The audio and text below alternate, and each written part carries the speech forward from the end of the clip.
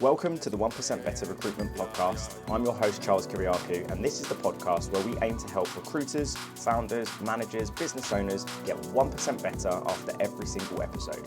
Every episode is unfiltered, unedited, uncensored, where we just have a free-flowing back and forth conversation with the aim to add tactics, tools, techniques, anecdotes, war stories, all in the hopes for you guys to get 1% better after every episode. It would mean the world to me if you could like, comment, subscribe, follow the podcast on all the channels that you view this on. We have a newsletter as well on LinkedIn if you could go and follow and subscribe onto that as well so you don't miss any episode. And if you find this or any of the other episodes enjoyable, please share them with your friends, your colleagues, and anyone that you think could benefit from it. Enough from me, let's get into today's episode. Rob, thank you very much for coming around the house, mate. We've just been speaking for 20, 30 minutes and I've treated you to a lovely Cypriot coffee as well. So thank you very much. But look, for people that may or may not know you, just give us a bit of a background to you and your story, mate. Yeah, thanks for having me. Always enjoyed the coffee, particularly with our similar Greek heritage, right? It's got to be done. My background is, I've been in the industry for 25 years now. So I started off at a company called Harvey Nash for 3 years when I was 23 to 26. Then got a bit of a bee in my bonnet about some of the things that I didn't like and probably weren't being done in the way that I would have done, and a lot of the restrictions, which my bosses knew but couldn't change when it's big top dogs running a global company. So I decided to kick out on our own, built a company called Streamline, had that for 17 years, sold my shares in that in 2020. Started another company called Scale Up, which I had for 2.5, 3 years, only 3 or 4 of us, so it's kind of a small organisation.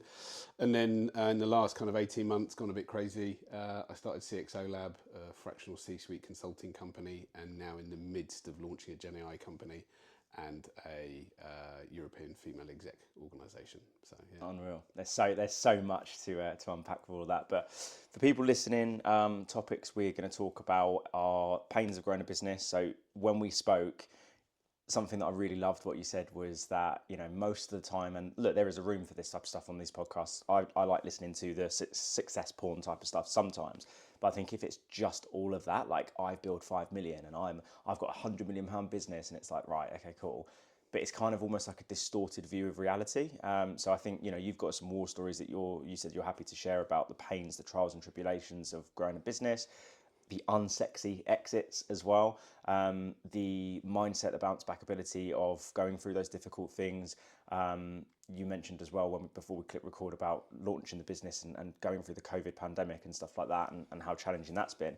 And obviously what you just said there about the female founders group, something that I'm like really, really interested to learn a little bit more about. And we talked a little bit about stats and things like that beforehand.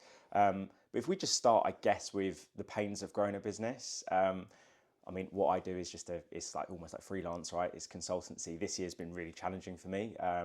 I've learned so much, and I have to say probably in the last 17 to 19 days, because we're recording this like mid to late April, I feel like it's just a completely different business to what it was 3 months ago. Like I've just learned so much and just completely pivoted. But when you say like the trials, the tribulations, the pains growing a business, what do you mean by that? How can you sort of explain that to people? Jesus, how long have you got? Well, apparently an hour, say. we got enough time to go through it. I think, listen, there's two states. You've got to go into it with your eyes open. Mm-hmm. I'm not saying people don't when they go and start a company. And recruitment historically, in a good way, is one of the easiest ones because it takes, as you know, very little capital. If you've got any good at your job, you think you can do it. Why am I only being paid X amount of commission when I could earn all this for myself? Mm-hmm. It should go through everyone's head. Not many people are the natural entrepreneurs, but there's many a recruitment company that's been started. It's probably one of the most vibrant industries, right? There's 42,000 recruitment companies in the UK alone. So, it's more saturated than anything you can possibly think of. And the most are between 2 and 20 staff. So again, that gives you an indication a lot of them are started, which is brilliant, right? So it's lovely to see. But having that natural skill, being a big biller, does not two things. A, as you will have seen when you were in this industry, it doesn't make you a good manager. Yeah, 100%. And nor does it make you an entrepreneur. But that doesn't mean that people can't be entrepreneurs. So I think the things people have got to really be aware of is how much cost it will take you, both mentally and monetary wise, so that we will go in, I can continue my 20, 25k a month billings and I'll make all that money. Won't happen, just doesn't. And if you get off to a fast start, it will dip at some point. You then have to factor in, we're going to grow. So we're going to have to hire people, It's your payroll, your money, your house on the line, and it's those parts that are very difficult to understand and compartmentalise. Like you and I were just talking about this. When things didn't go well, you would have been stressed in your last job, whether you were a senior person or a manager or a director. You still had a salary, you were still getting paid. You probably weren't just going to get sacked necessarily. You might have been as a consultant if you weren't doing well, but you're always fairly protected. Yeah. When it's your company, you are not. It doesn't matter what business you start, and I've said this to so many people over the years, including one of my good friends recently, you know, same age as me, he's late 40s, and he rang me up about a couple of weeks ago going, you're absolutely right. He said, he's made good money, very senior in the law world, he's setting up his own company. Everything I told him was like, Jesus, you're right. Because he said, I couldn't work out in my head what was going on. So I think you've just got to be prepared for those things. So it's having no cash, right? I mean, really, what's it like? Yeah. You know this, right? Yeah. What does it mean having no cash? Can I afford my mortgage? Yep. Really? Can I afford my mortgage? Can I look after my kids? You know, none of the trappings of the stuff that we've had before, like a nice house, it's really, can I do that? That's the stuff you've got to be prepared for. Yeah. And then, you know, losing clients, jobs don't go in, you know, candidates drop out, people criticising us or abusing us in our industry.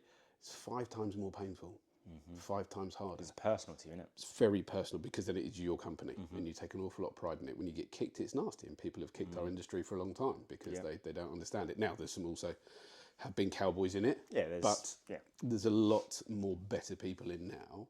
So a lot of it is mindset, really. Mindset, and then a skill set to learn how to manage those things. So having slopey shoulders, being able to get over things fast. Because if you sit and dwell on it, you're going to be in all sorts of problems. God, You've got to be able to think quickly as to how to dig yourself out of trouble, but with a good eye on it rather than being too fearful, because fear can take over. Yeah. And that is nasty. Yeah. And it's stuff that people won't have experienced. That nearly happened to me 3-4 weeks ago, I think. Like I'm very candid on the podcast and whatnot. Like I said to you before we started recording, I had a big pipeline in December, all crashed. Realised that I didn't really have much else that could turn around quite quickly. And a few weeks back, get a text message from Santander saying mortgage has bounced back. I had no money in my personal savings. My emergency fund had been spunked on the patio. I had a tax pot with close to 10 grand in it. And I'm like, can I take that out of my tax pot to pay for my mortgage? I was like, I'm fucked. I'm absolutely fucked. And it was just that feeling of dread, panic and anxiety and fear. And my wife is sat there typing away on her laptop. I was like, do you want to take the dog for a walk? And I just couldn't. I completely froze. And then I just thought to myself, right, what do you do when you're in a situation like this? You're not in a state to influence anyone. You need to get out of the house and you need to do something that can take your mind off of it temporarily and then take action. So I remember a good friend of mine, Bobby Banerjee, is another trainer. When I went through a personal tragedy last year, he asked me, what would I do if I just had the time in the world to go and do something? And I said, I'd go play pool. So he told me to leave this exhibition last year to go and play pool by myself. And I did for 4 hours and it cleared my mind. So I took the dog for a walk for an hour, listened to the podcast, don't even know what podcast it was because my mind is going like that. As soon as I got to the pool hall, I played pool for an hour. And it just cleared my head for a bit, and I give the analogy of like the jacuzzi, and you drop a penny in the jacuzzi. When it's on, you can't see the penny at the bottom, but when the water stops, you can see it and you can take it out.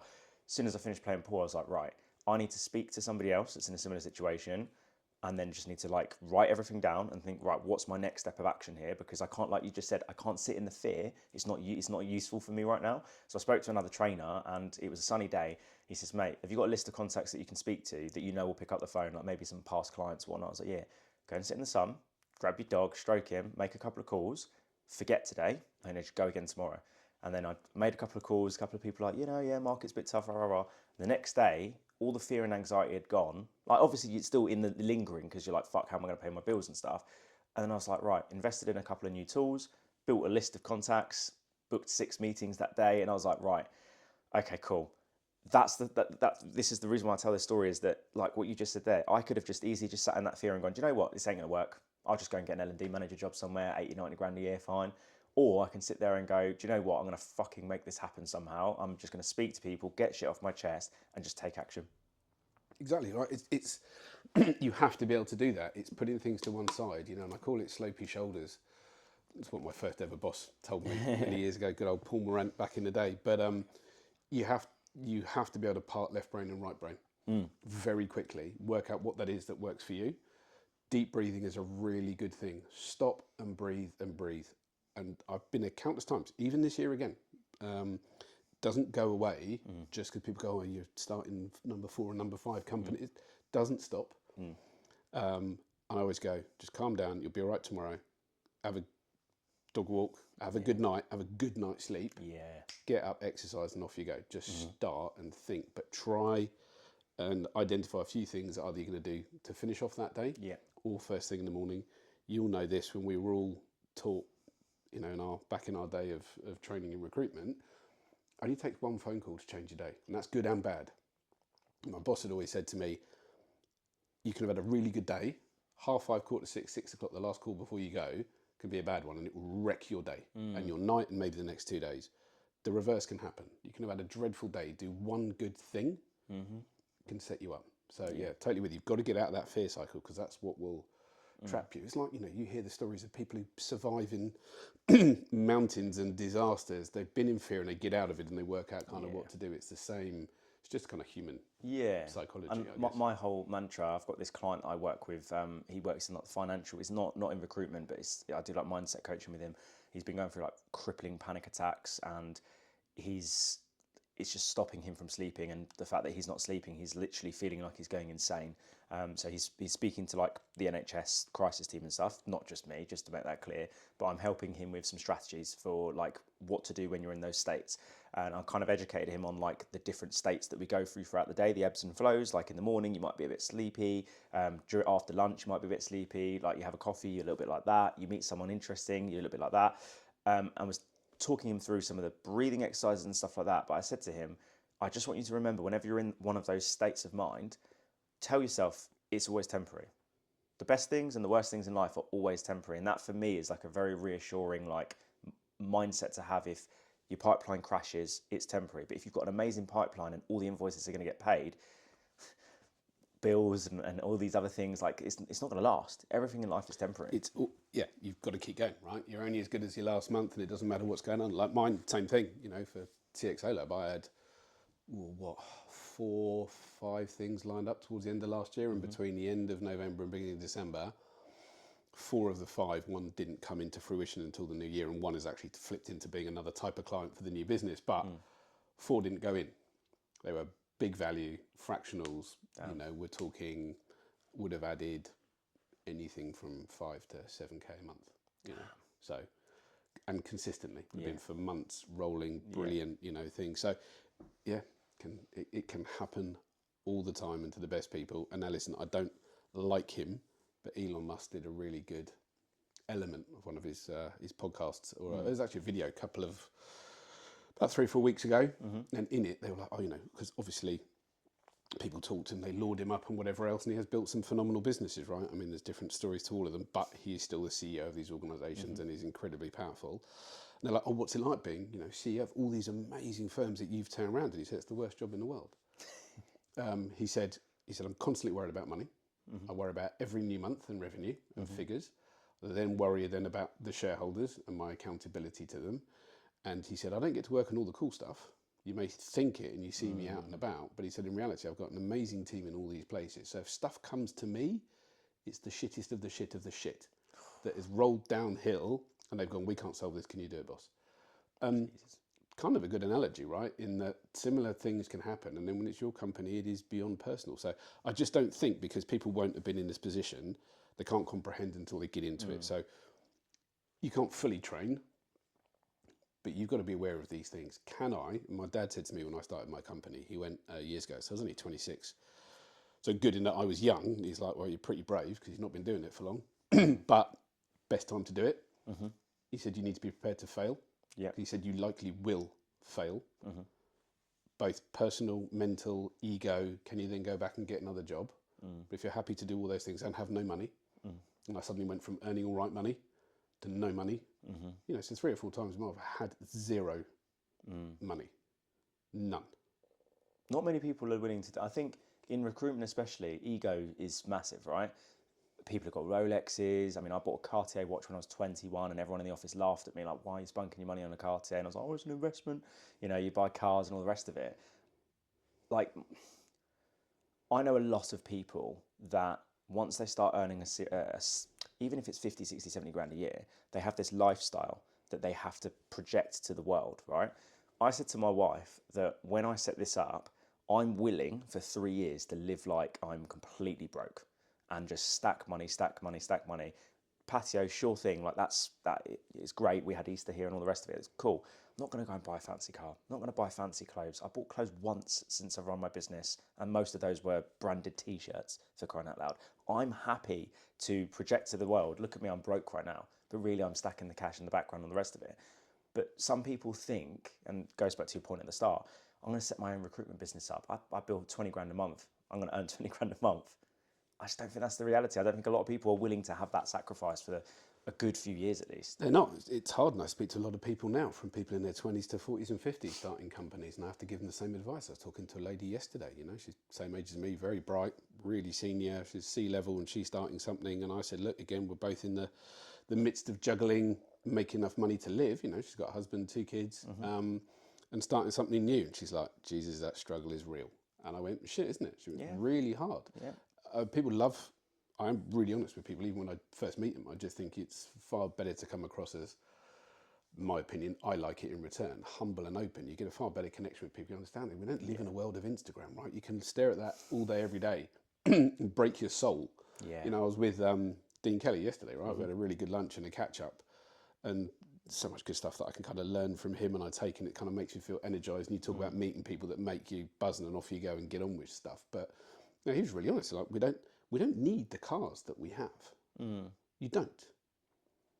No, he said, I'm lucky. He said, I simply focus on, this is really interesting, family.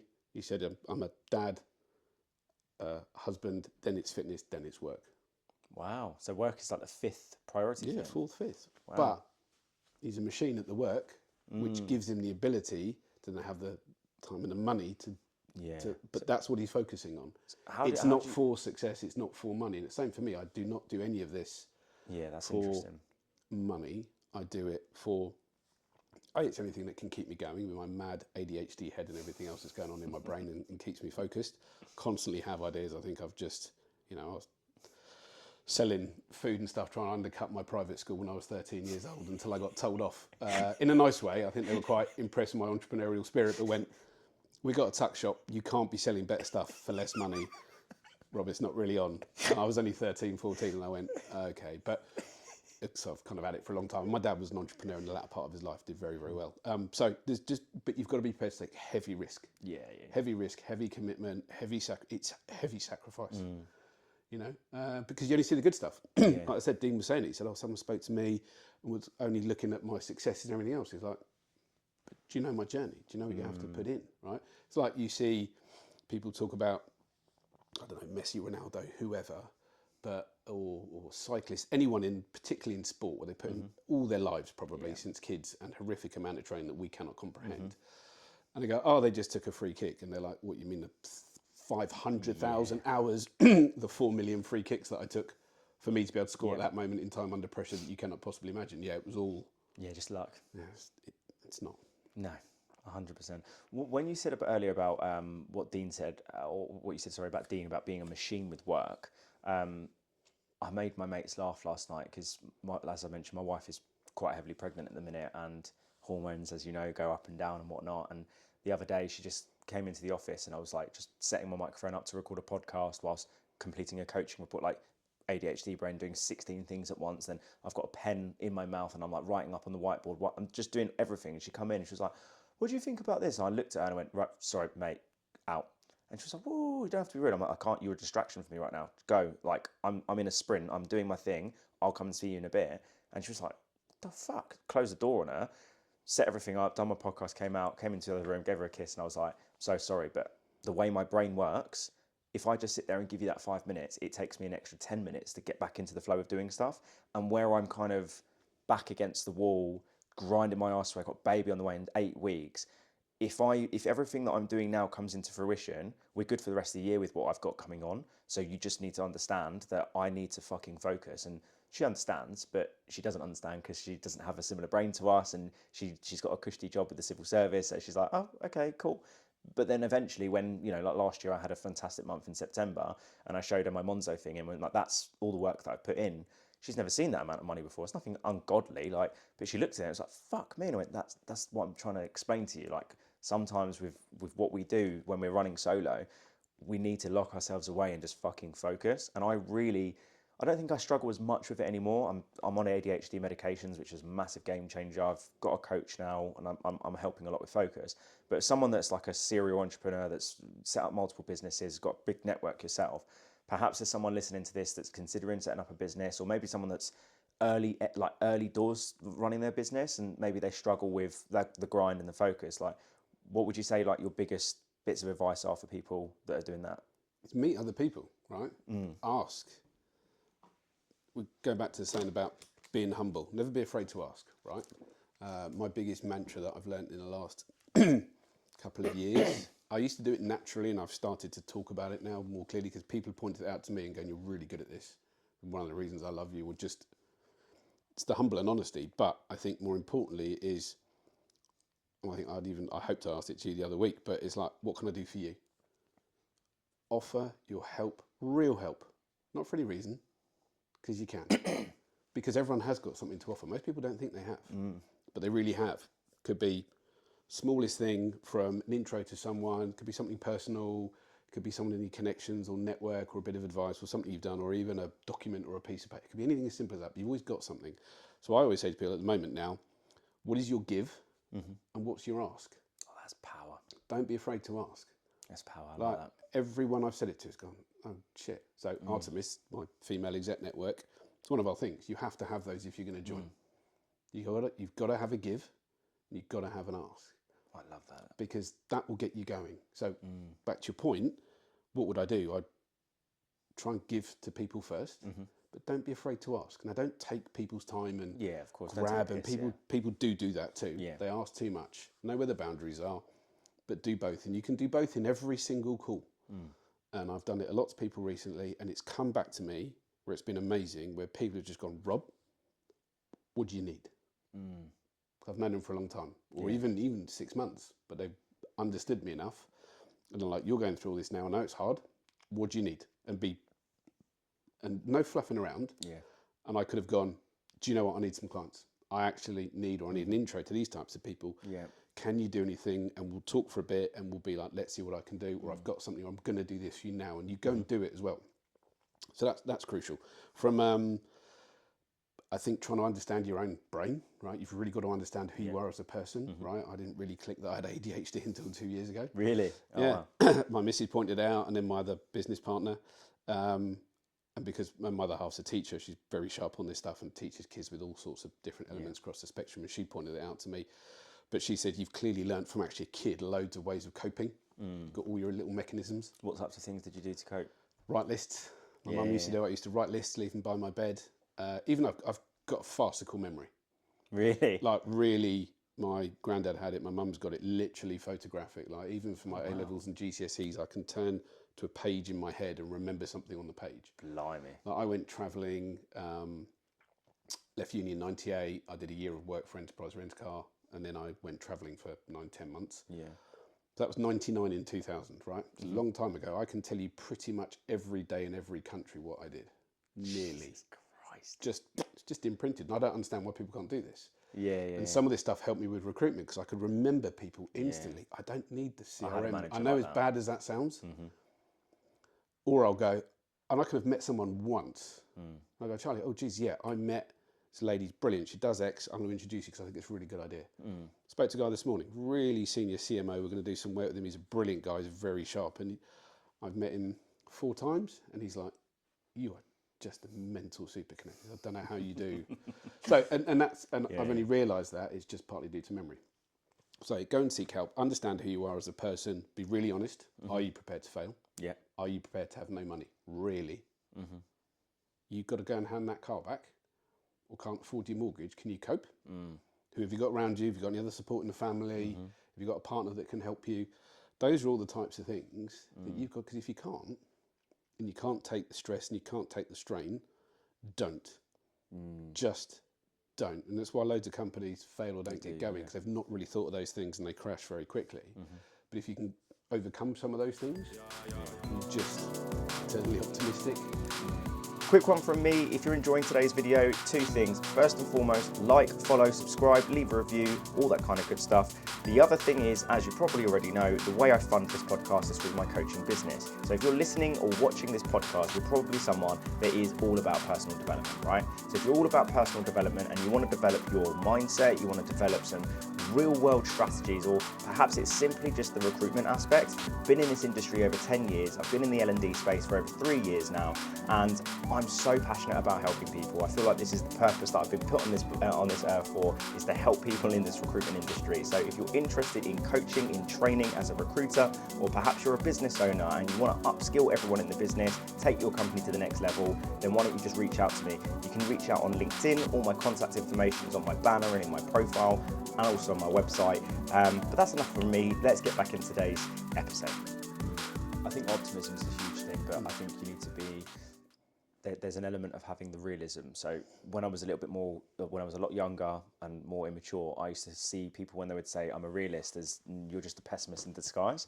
And when I did my NLP qualification, we learned the Disney strategy, and I'll butcher it now, and I'll send more information about this to people. But basically, Walt Disney, when he would have strategy meetings, he would have like the optimist, the creator, the realist, and the pessimist. And basically, what you would do is you take turns to go in each circle. They'd have like a circle on the floor. So if you and I were thinking about a business idea, the optimist would be like everything, or the creator, would be like, what's the business? What's it going to be called? What's it going to be? Cool. The optimist is everything that could go right. The realist is like realistically, like, is there a market for this, blah, blah, blah. And the pessimist is just tearing it to shreds. Now, some people are, and this was me back in the day, purely just an optimist. So it's like, yeah, I'm just going to set up a podcast. I'm going to get 1 million subscribers. Like, does anyone really want to hear two recruiters chat shit? Probably not, right? And then, yeah, so my whole point is that, yes, optimism is a crucial thing.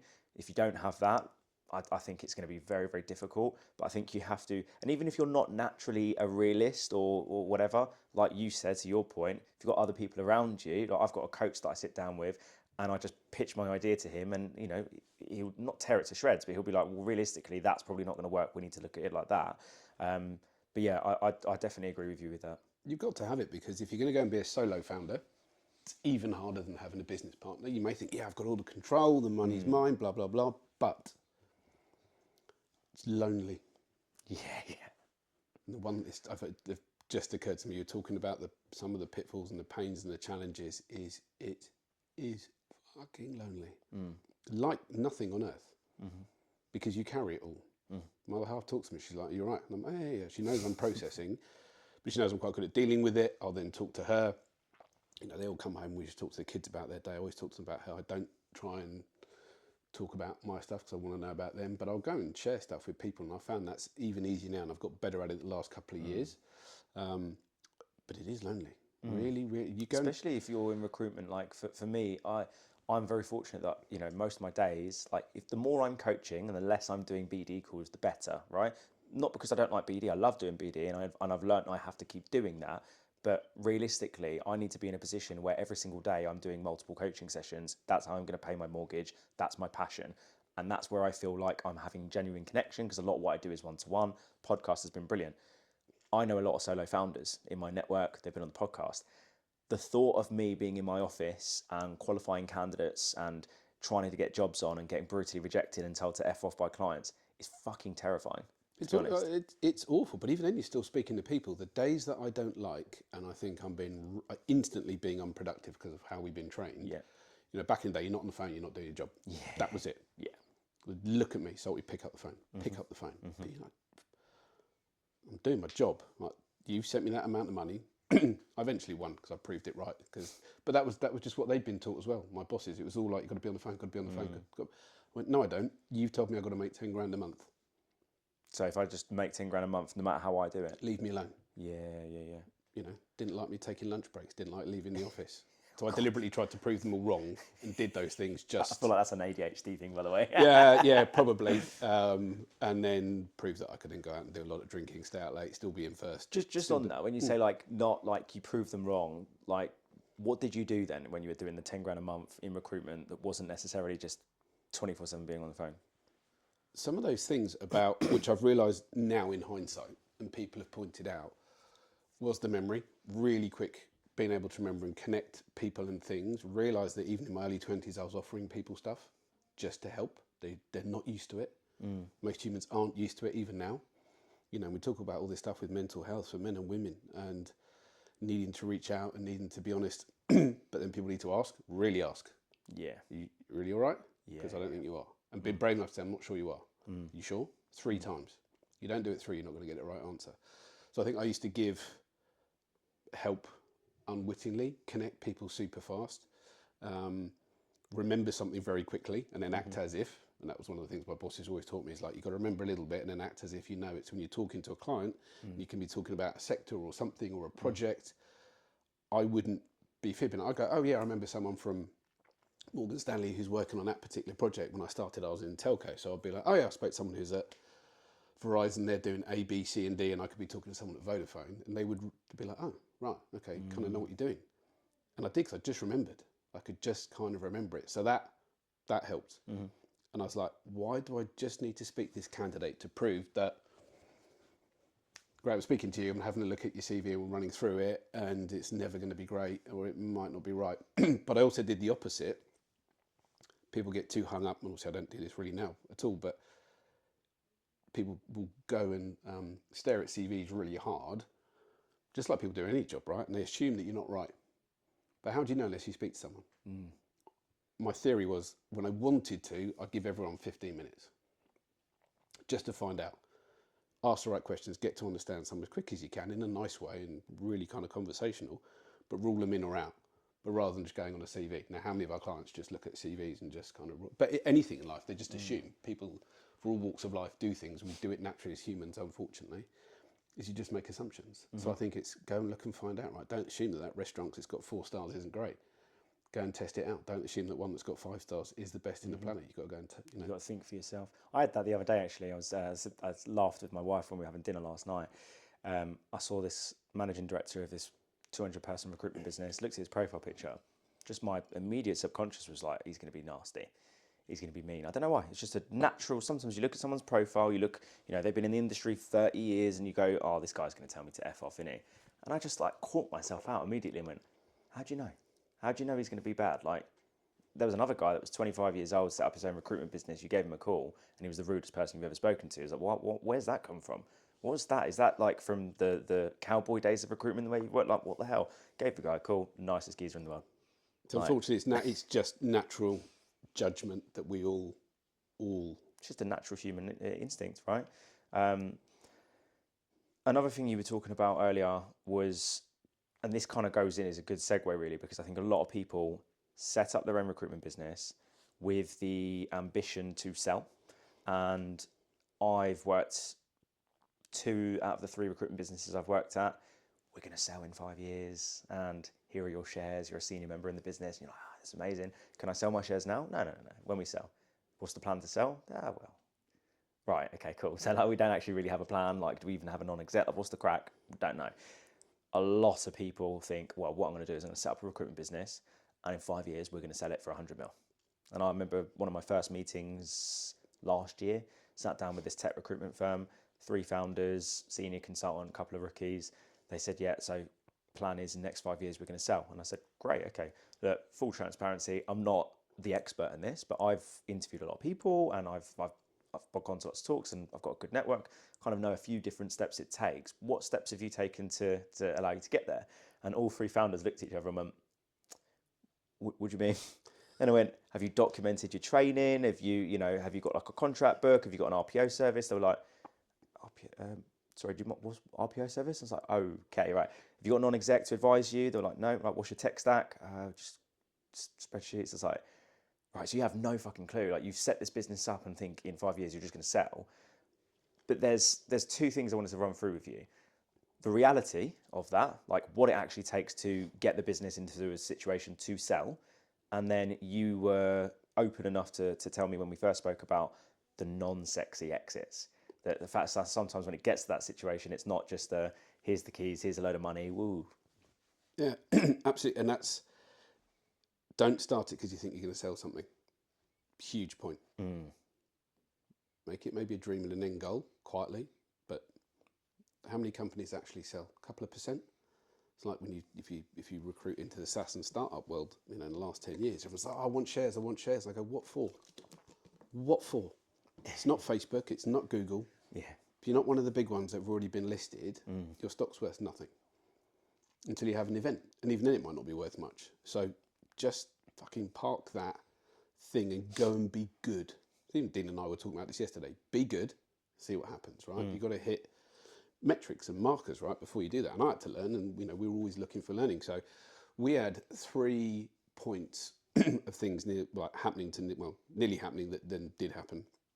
So one, we went through probably an 8-9 month process, nearly ended up selling to James Khan's lot, but thank God we didn't. And I actually had a really bad vibe at the end. And I remember being in his office and up in London, and then thankfully the lady we were dealing with was really candid. She hadn't been there long. She's like, and I knew it, and I spoke to her on a Friday. She rang me quietly and just went, don't do it. Wow. Don't. She went, I can't. She said, I'm leaving. I cannot, hand on heart. Now Why not? Well, they were screwing people over, and I knew it. And then, if you know Chris O'Connell, they did it to him. All sorts of things have happened, right? It's a bad group, bad things happened, right? And then when they started the next group, they tried to chase me again, and I was like, absolutely not. So that was that. And then within a year and a half, we ended up meeting a team from Experis, so like huge organisation. They had 1 year where they were then going to go and buy X amount of companies that were doing pretty well. Now, we were about 17, 18 people at the time, and the figures from the last 2 years have been really good. I mean, at one point, we'd only had 12, 13 people. We'd done nearly 600k EBIT, so it was doing nicely. And they're like, geez, how do you make that with such few people? So we've just been quite lean, and we'd come slowly out of the end of the financial crisis. Some people wanted it a bit quicker. We were so nervous about having money that we slept. But then when we did, it was good.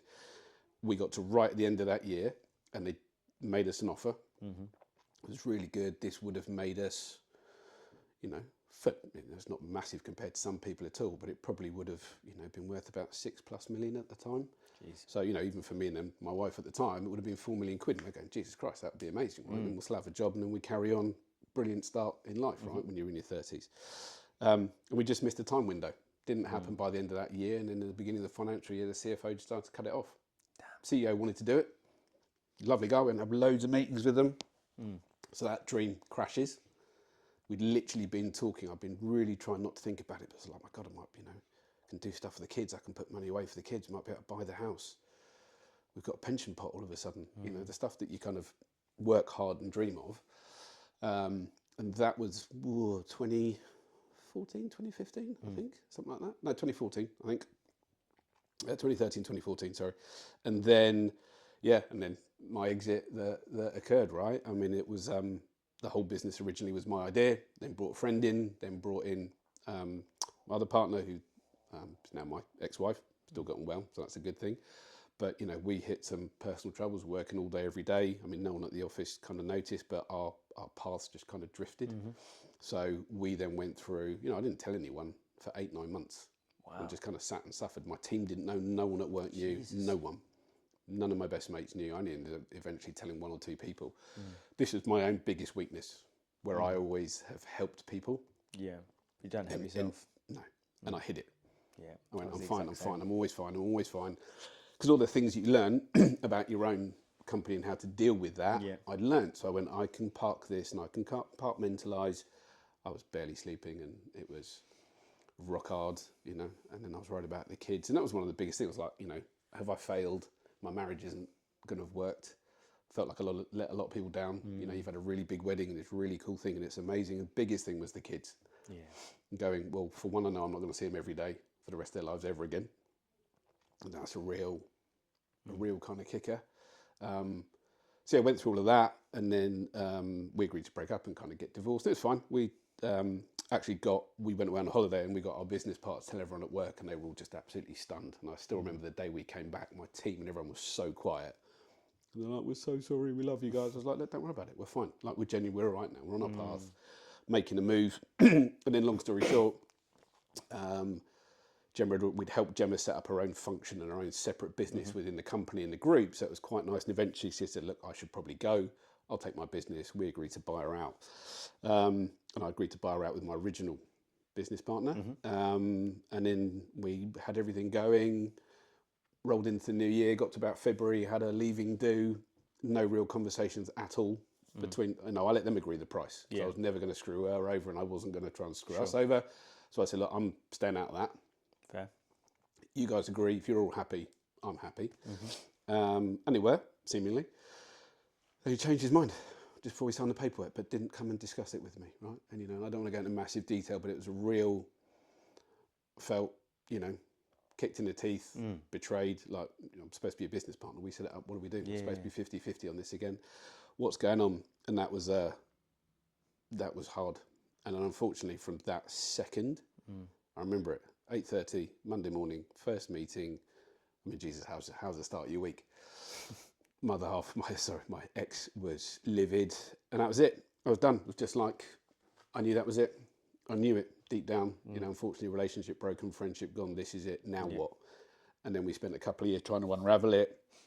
Tried to split the business in half, so we could take a half each and kind of carry on. That proved to be really tricky because we had quite, like 50, 60 runners or something. We were trying to work out how to share the contract book, which actually would have been pretty decent. I would have had money to go straight into. And I wish we had been able to do that in hindsight. And then I offered to buy him out for more than I was asking for. And then he didn't want to do it. And eventually, at that point, I was 39. I went, you know what, sod it. I'm a brand new single dad. I'll just go it again. Everything. Fuck it. I've done it before. Wow. I'll do it again. So I said that I would leave. And it took a couple of years because we had to go through stuff. He had some personal things to go through. We agreed at the end of 2019 I would leave the following year in 2020. And of course, when do I sell my shares for a lot less money than they were probably worth? August 2020, middle of COVID, no one's hiring. Yeah. And I remember leading up to it going, oh my fucking God. Oh God, what have we done? I started this, we had a 30-person company, it's bombing along. We were looking to grow. We just had plans to open New York and a London office. Jesus. And then within 18 months, that had all crashed down. And then within 2 years, then I'm having to sell the company that, I'd spent a year ideating and building and started right at the beginning myself, right? And put my neck on the line for. So this is the thing. The chances of a good, cool exit are minuscule. You can have a good life. You can build a really good company. You could build, a company that's 100, 200 people, multi-site, and you still may never sell it. You probably could at that point a lot more easily, but, unless you're anywhere near $1 million EBIT, forget it.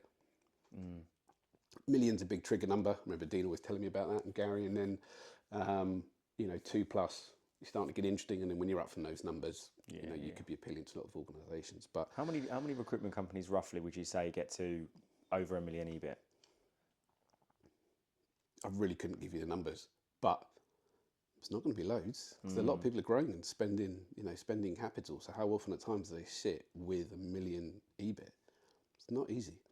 And as you grow and, you go from 10 heads to 20, 30, 40, 50, it can drop. Now you can have a brilliant turnover. You can have really good clients, long sustained. You can have a good contractor base. You say you might have an RPO offering. You might have something else that's sexy, but, you're also still all doing the same thing. Not being harsh, I just said there's 42,000 recruitment companies. I don't know, should we guess and say what, a third are a tech, maybe half? So really, differentiator has always been the individuals in the company and the founders. That maybe a few other tricks here and there and some different things, but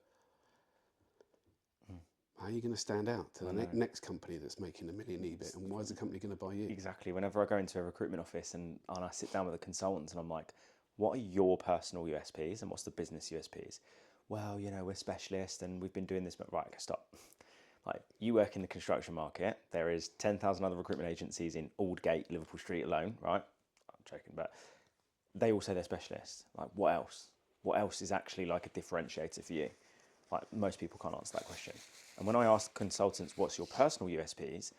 When I put that into the training, when I was the global head of L&D, and they were like, what do you mean personal USPs? They need to be selling the business. And I went, the business is a name, great, right?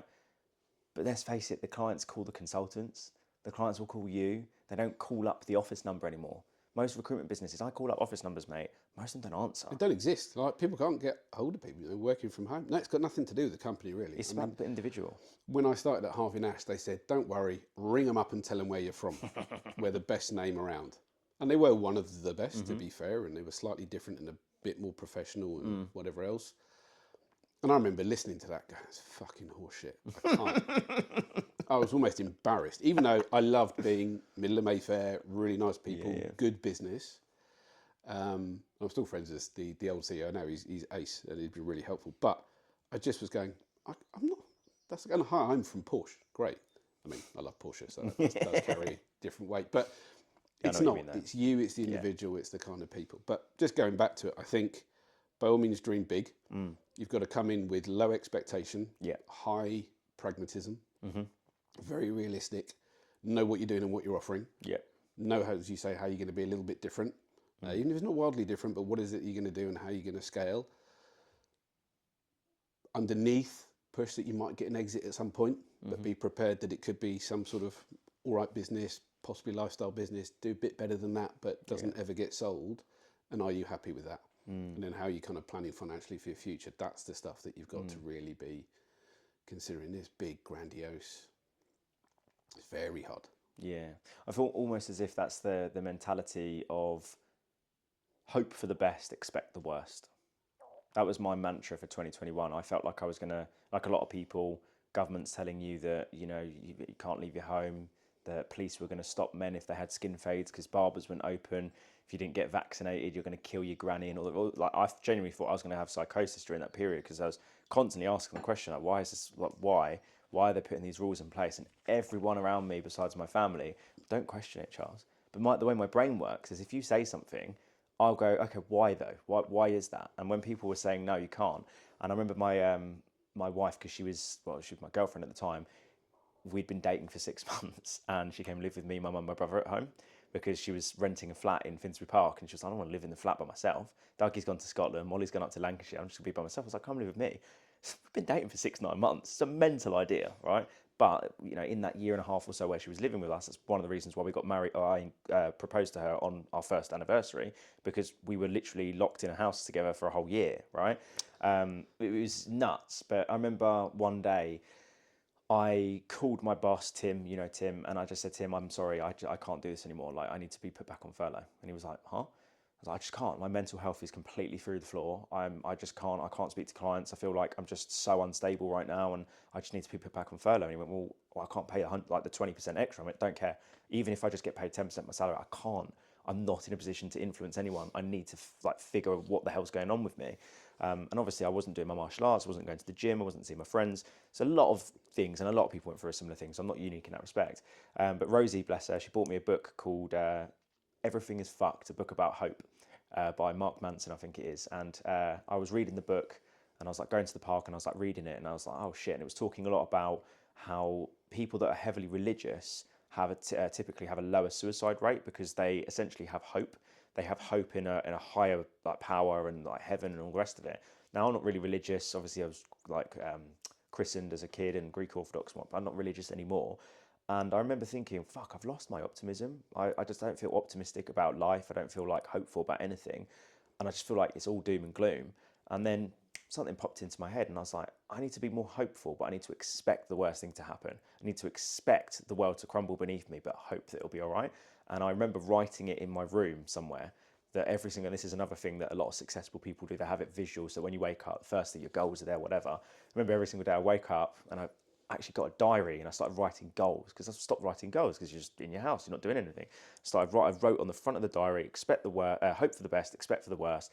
And goals were walk a kilometre. And then the next few weeks it was run 5K in 20 minutes. And it was going up and up and up and up. And that's kind of how I got myself out of that little hole. Yeah, that's a little bit of an anecdote. No, but it's good. It's like the couch to 5K, right? You've got to do that, and a lot of people struggled, right? And obviously that hit you in 2021. I had all this in 2020. I knew I was selling my shares. I remember the day, last day of August.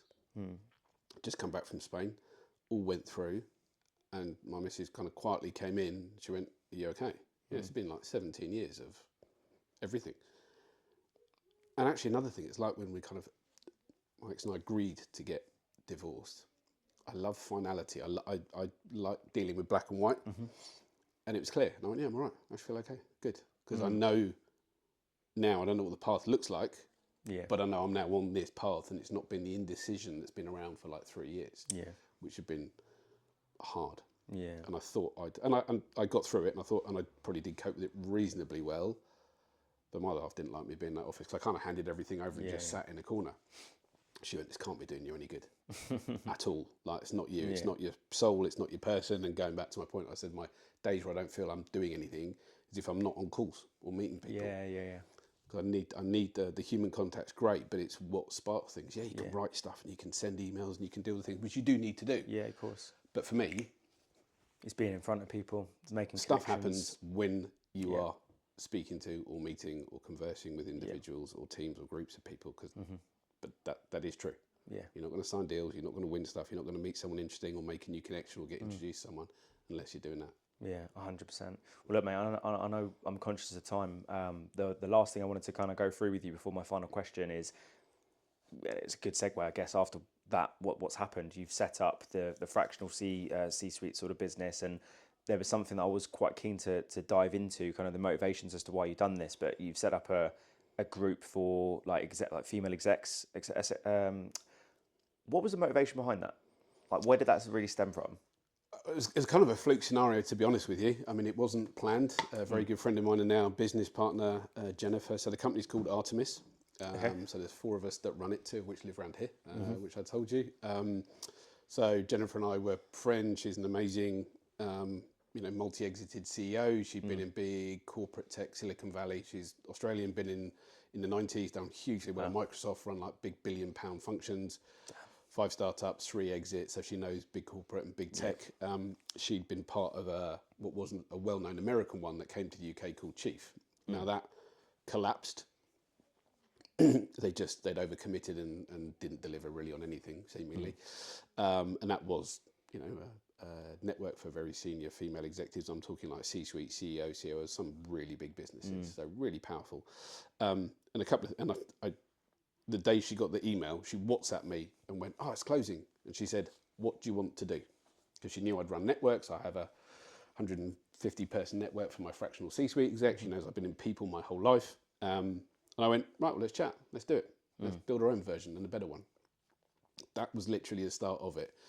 But, I've got only girls in my life, right? I have three daughters. I've got my other half. My pets are all... I've been surrounded by females my entire life. But I'm really passionate about it. My sister has been in big corporate finance. So she's been in Morgan Stanley and HSBC. At HSBC, she created the Women Return to Work program, the DE&I program. My dad used to be in personnel at Rank Xerox. So he was a big global director of that back in the day. So people are our thing. And actually, he built a whole consultancy in the 90s called Tech in the UK, which was all about working with founders of big organizations. I'm talking like Ford, L'Oreal, big companies. And he ran groups, brought them together, try and help them grow and solve problems. So that was naturally sat in the background. And that was really it. We just kind of kicked it off. And it's like anything, right? I can't help seeing a good idea. But, I wanted to help, right? I mean, I guess if you look at it on paper, I am a white male who was fortunate enough to go to private school. Like, on paper, that just sounds like you've had everything going for you. My parents worked their arse off and spent everything they could to give us that opportunity. But still... I had a lot, so I was very lucky. And I don't think we really understand what that means, how even men in the world today treat women in just language, conversation, attitude to listening to them and working. It's got a lot better, I think, the last 10 years, and 100%. There's some brilliant people in the Fortune 500 now, and there'll be more coming up to those big CEO and COO jobs. It just takes time, but the movement's been there.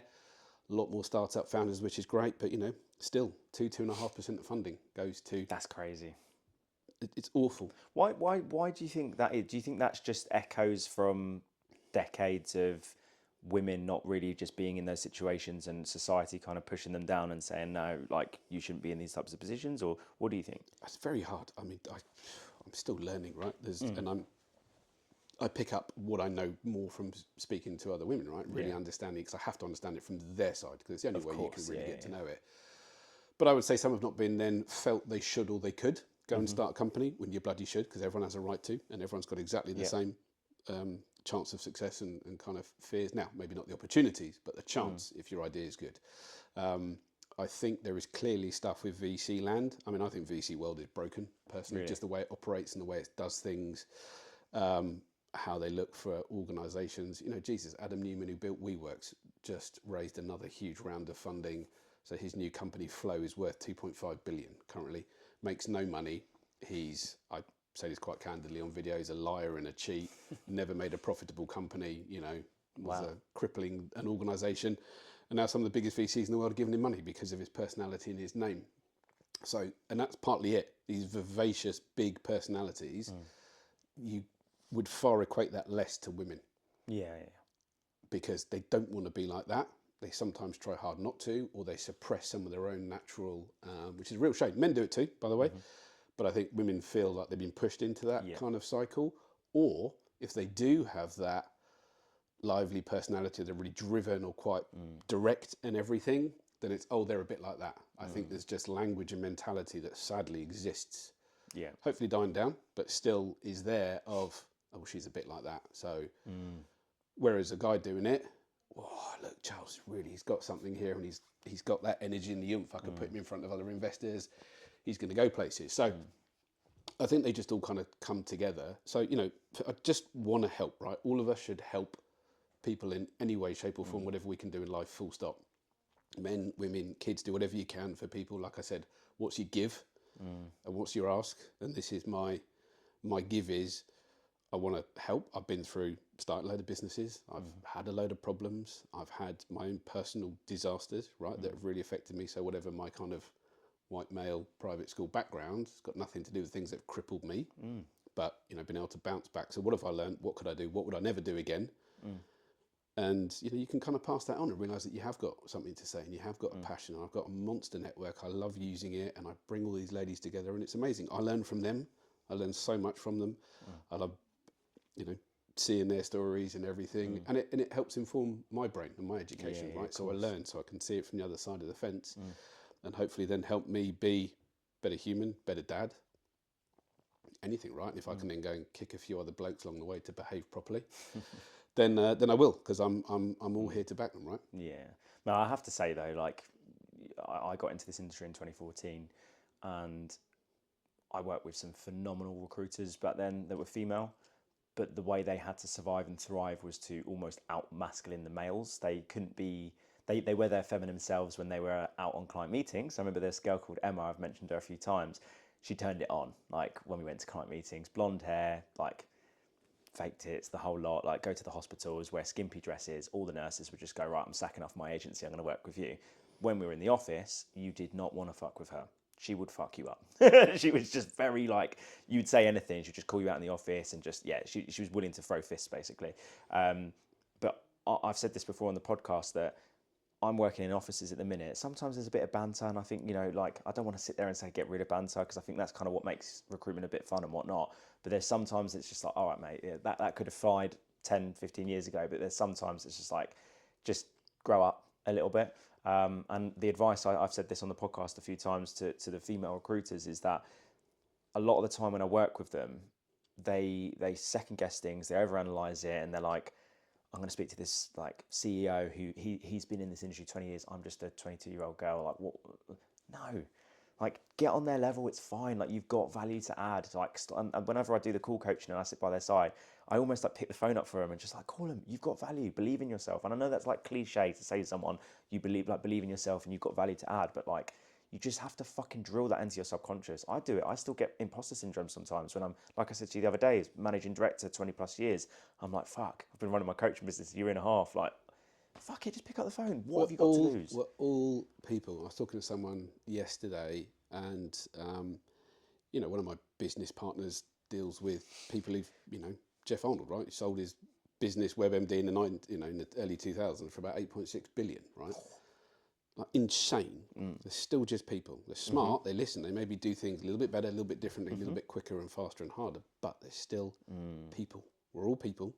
We're all humans who go and sit at a table and have dinner with their kids and whatever else. So realise that you are on their level. You've always got something to say. You've always got something to offer. Whether you're 21 or 58 doesn't make a difference. You've got something. I guess partly lucky for me that I ran my business with my ex-wife. So I worked with a talented female founder from kind of almost day one. Yeah. So I wouldn't say that my view's distorted, because I work with someone, but I know just kind of how hard it is, but I know what's achievable. Right? There's some brilliant women, absolutely trailblazing stuff all over the world. And you've only got to look at, the things that we might see on telly from sport, or, with teams or individuals, or, actresses or people just doing credible things, and just leveraging all of that, right? And trying to put in, but just there's a stat the other day, it's one of the last things I'll leave you with, that said, if there are as many female founders of new businesses in the UK as there were men, there would be 250 billion extra in the UK economy. Jesus. Beyond the sobering thought, right? 250 billion. So to any investors, angels, founders, VCs, if you happen to be listening, but for anybody else, just spread the, most ludicrous stat I've heard in a very long time. Well, mate, what you're doing is, like you said about the give aspect, right? More people just need to be doing that. Do you know what I mean? I've stopped scrolling things like Instagram, Twitter and stuff because it's full of a load of shit, to be honest with you. But my whole thing is just connecting with people and spreading, and I know it sounds cliche, but spreading positivity, giving other people platforms and raising the bar. And obviously this whole podcast is about elevating the recruitment industry 1%, which leads me on to my final question. You've given so much, by the way. I really, really appreciate it. I've learned a shitload. But following today's episode, how can viewers and listeners get 1% better in recruitment? It's not even that, it's just business, right? So obviously I've gone to set up other businesses, and the key thing that we've kind of mentioned ourselves just in our conversations is around, all these worlds are a stepping stone into something. It brings you life skills. I think get 1%, reach out and ask others. Always. It's the other people in the world that will make that. That is the number one. Give and you'll get back. Try it now. Start. It's like getting up and exercising, and just be open to ideas, right? And you've got to be able to pivot. As much as I think of good old Ross from Friends when I think of that, and that was my nickname at university, which is kind of quite interesting. But like you said, you have to be able to pivot. You've got to be able to drop, move, change, and adapt. If you are static, you can be in real trouble. Yeah. So, and then it's just the personal kind of mental health side of how to balance that, how to juggle it, where to look for support, be super honest and be humble. If you do a bunch of those things, even at 10%, you'll make a massive difference to yourself. So I would say but it's keep moving. Yeah. Keep open, keep looking, keep changing. Every couple of years, you will change and adapt. Amazing. Mate, honestly, thank you so much for this. It's been awesome. In terms of how people can reach out to you, what's the best, and in terms of the types of people that, if they're listening to this, what types of people and how would they reach out to you? Oh, listen, I'm happy to speak to anyone, right? It's kind of part of my mantra. So, whilst I've moved more away from the recruitment industry and it's all the Gen.E.I company and my female exec and fractional stuff, listen, find me on LinkedIn, right? It's not hard to find. Got a pretty rare surname, as we discussed, so you better find me. My number's on there, my email address is on there. Perfect. But if you're in recruitment, if you're in particularly AI or a senior woman looking for an interesting network, come and find me. Say hello. Legend, mate. Thank you very much. Pleasure. Appreciate it. Thank you for having me. Awesome. Thank you. Thanks so much for watching today's episode. If you enjoyed it, like, subscribe, follow, drop a comment on either platform and message me on LinkedIn what your biggest takeaway of today's episode is. If you also feel like somebody else could take some value from this, repost it, share it, tag someone in. If you think you or someone else could be a fantastic guest as well, put them in touch with me or get in touch with me yourself. We're always looking for new guests. And we only really have legends on this, as you can probably tell already. So as I mentioned, like, subscribe, all that kind of good stuff. It genuinely helps so much. And I've got massive, massive plans for this podcast. And we're loving doing it every step of the way. Keep getting 1% better, everybody. Let me know what your biggest takeaway from today's episode is. And I'll see you next week.